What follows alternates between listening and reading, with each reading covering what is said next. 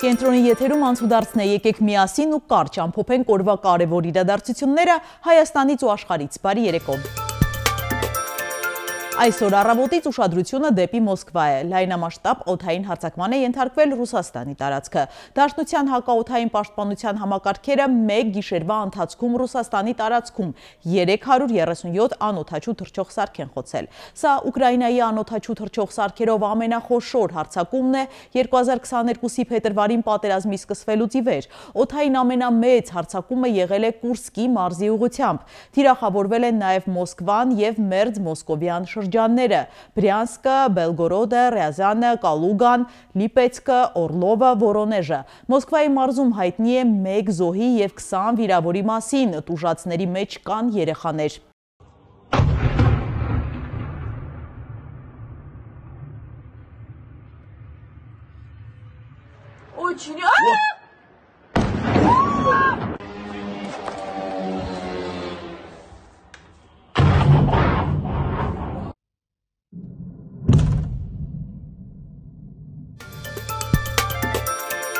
Մոսկվայի Վնուկովը, Դոմոդեդովը, Շերեմետևը եւ Ժուկովսկի օդանավակայաններում ժամանման եւ մեկման ժամանակավոր սահմանափակումներ են մտցվել։ Մեծ վնաս է հասցվել բնակելի շենքերին, այրվել են տասնյակ ավտոմեքենաներ, տարբեր վայրերում հրդեհներ են բռնկվել։ Իսկ Երևանից Մոսկվա թռչող ինքնաթիռն այս իրադրության պատճառով վայրեջք է կատարել Սամարայում։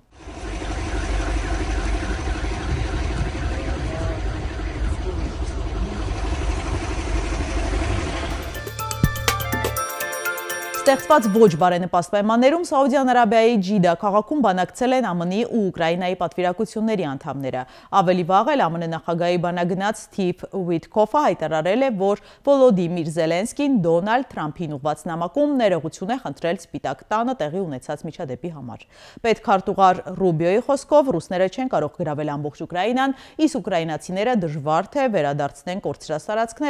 այնպես որ երկու երկրները խաղաղության հասնելու համար ստիպված կլինեն այսպես ասած դժվար բաներ անել։ Բաքվում շարունակվում է Արցախի նախկին պետնախարար Ռուբեն Վարդանյանի կեղծ դատավարությունը։ Ազերթաջի հրապարակած լուսանկարում Վարդանյանն ակնհայտ հյուծված տեսք ունի։ Նա շարունակում է փետրվարի 18-ից սկսած հացադուլը։ Վաղը Ստրասբուրգում Եվրոպական խորհրդարանի լիագումար նիստում քննարկելու են Բաքվում ապօրինաբար պահվող հայ գերիների հարցը։ Այս առնչությամբ Հրատապ Բանաձևը քվեարկության կդրվի նույն օրը։ Այս առիթով գրառում է արել հացադուլի մեջ գտնվող Մանեթ Հանդիլյանը։ Նա գրել է. կարևոր է, որ միջազգային կառույցները ավելի ակտիվ անդրադառնան գերիների թեմային, ինչպես նաև հստակ գործողություններով, այդ թվում պատժամիջոցներով հասնեն Բաքվում պահվող մեր հայրենակիցների անհապաղ ազատմանը։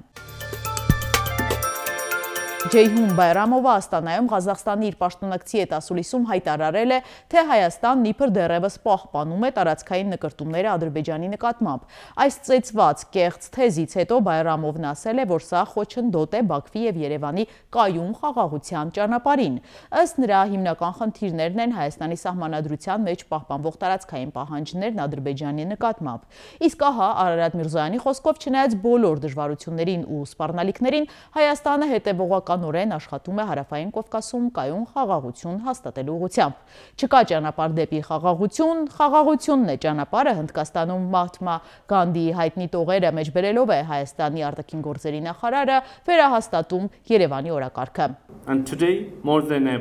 Այսօր ավելի քան երբևէ մենք մոտ ենք Ադրբեջանի հետ խաղաղության պայմանագրի ստորագրմանը, մի փաստաթղթի, որի միջոցով երկու երկրի միջև միջպետական հարաբերություններ կհաստատվեն, հիմնված ինքնիշխանության, տարածքային ամբողջականության, սահմանների անձեռնմխելիության եւ ուժի կամ ուժի սպառնալիքի չկիրառման սկզբունքների հարգման վրա։ Էրդողանը չակերտներ է բացել մարտի 5-ի հանդիպումից ասելով. ես եւ իմ եղբայր Իլհամ Ալիևը քննարկել ենք շատ կարևոր հարցեր, հատկապես Հայաստանի հետ խաղաղության շուրջ բանակցությունները։ Այսօր բողոքի ակցիա են անցկացրել Արինբերդ փողոցի բնակիչները, բողոքում են ճանապարհների անմխիթար վիճակից ու փոսերից։ Վերջի վերանորոգումը, եթե չեմ սխալվում, կատարվել է մոտավորապես 10 տարի առաջ, թե մեր մեջնորդությամբ, թե քաղաքապետարանի, ոնց որ 50-50 տարբերակով։ Տեսեք, մի հատ ցուցանիշ ասեմ, որը արդեն դրագրի Կայրանից մինչև Արցախի փողոցի վերջը, Արինբերդի սկիզբը կազմում է մոտավորապես 4-ից 5 կիլոմետր։ Մենք գալիս ենք այդ հատվածը այնքան ժամանակում, ինչքան որ բարձրանում ենք այս 980 մետրը, մոտ 1 կիլոմետրը։ 100-ից ավելի տնտեսվարողներ կան, մեծ ֆիրմաներ կան, նույնիսկ մաքսատ ունն աստեղ։ Դրսից եկող մեքենաները, որ արտասահման եկող մեքենա, պարսկական ավտոները, ռուսական մեքենաները գալիս են ստեղ բեռնատարները։ Ոնց որ ասած, սա մեր դեմքն է, այս ճանապարհը մեր դեմքն է, հիմա մենք մեր դեմքն ենք ցույց տալիս։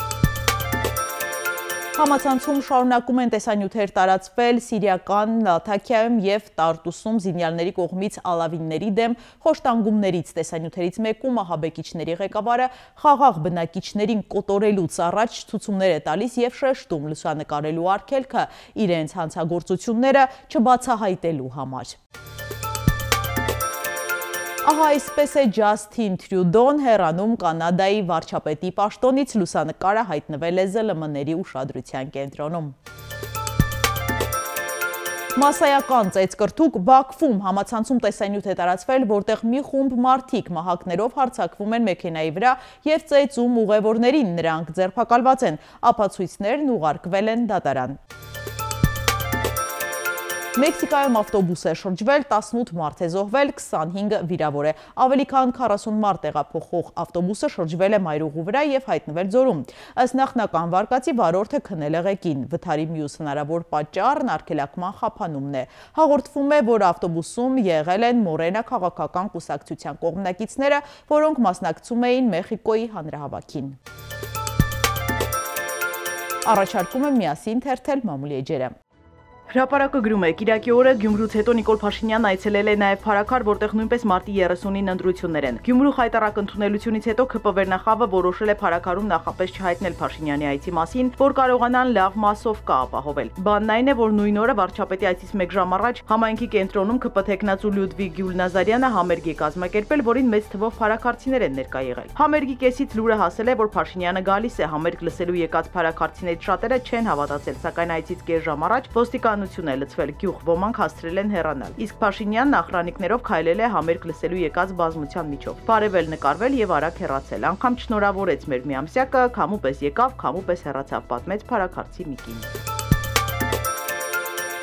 Ժողովուրդը գրում է, Գյումրի կատարած այցից հետո ուժային կառույցները նոր քաղաքական հրահանգ են ստացել, կոմպրոմատներ հավաքել ընդդիմախոսների շրջապատի ներկայացուցիչների վերաբերյալ։ Ըստ այդմ ընդդիմադիր կուսակցություններում եւ դաշինքներում ընդգրկված ցուցակների անձանց մասով կոմպրոմատների փունջ է պատրաստվում։ Փաշինյանն ամեն գնով պատրաստվում է Գյումրիում իշխանությունը վերցնել, անգամ ցուցարարներից մարդ գողանալով։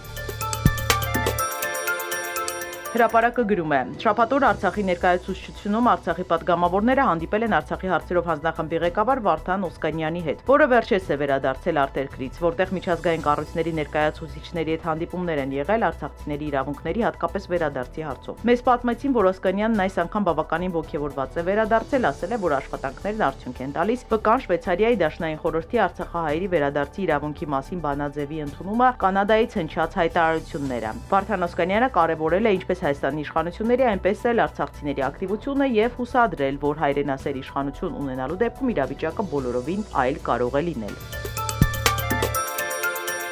Հրապարակում նաև կարդում ենք, ուրբաթ երեկոյան Նիկոլ Փաշինյանը հերթական փակ հանդիպումն է ունեցել ԱԺ-ՔՊ ֆրակցիայի հետ։ Ներկա են եղել նաև կառավարության եւ ՔՊ վարչության անդամներ։ Ըստ պաշտոնական հաղորդագրության տեղի է ունեցել քննարկում Ադրբեջանի հետ ընթացող խաղաղության գործընթացի շուրջ։ Հիշեցնենք, ընդամենը 1 շաբաթ առաջ էր Փաշինյանը նույն թեմայով եւ նույն վայրում փակ հանդիպում ունեցել ՔՊ-ի հետ։ Չնայած նա ԿՊԱ-ականների վախը բռնել է, որ քննարկումից արտահոսք չանեն, որպեսզի Աղազարյանի օրը չընկնեն, սակայն падգամավորներից մեկը պատմեց, որ անսպասելի հանդիպման պատճառը Եղիշե Կիրակոսյանի հրաժարականն է եղել, որը տեղի է ունեցել նույն օրը։ Փաշինյանը փորձել է կանխել մյուս թիմակիցների հնարավոր ըմբոստությունը։ Համարյա 1 տարի է մամուլը գրում է Կիրակոսյանի հրաժարականի մասին, որի պատճառն Ադրբեջանի պահանջով միջազգային հայցերից հրաժարվելն է։ Փաշինյանը ԿՊԱ-ականներին ասել է, որ խաղաղության գործընթացը գլուխ չի գալիս։ Ալիևը չի հրաժարվում ոչ հայցերից, ոչ Միջանցքի պահանջից։ Իսկ եթե մենք մերժենք, ապա պատերազմն անխուսափելի է լինելու։ Նա նախատել է ուսապարկերին, որ պետք է այդ մասին ակտիվ իրազեկել հանրությանը, որպեսզի բոլորը հասկանան, հասկանան։ Իդեպ վերջին շաբաթներին ԿՊԱ-ականներն ակտիվ այցեր են կատարում հատկապես Սյունիք։ Օրինակ, էկոնոմիկայի նախարար Գևորգ Պապոյանն անցած շաբաթ 2 այց է կատարել եւ հանդիպել կուսակիցների հետ։ Նրանց ինստրուկտաժ է արել, որ նրանք էլ իրենց հերթին սյունեցիներին վախեցնեն պատերազմով։ Ակնհայտ է, որ Ալիևն ու Էրդողանը հասկացել են, թե ինչպես ստանան իրենց ուզածը Նիկոլին պատերազմով վախեցնելով։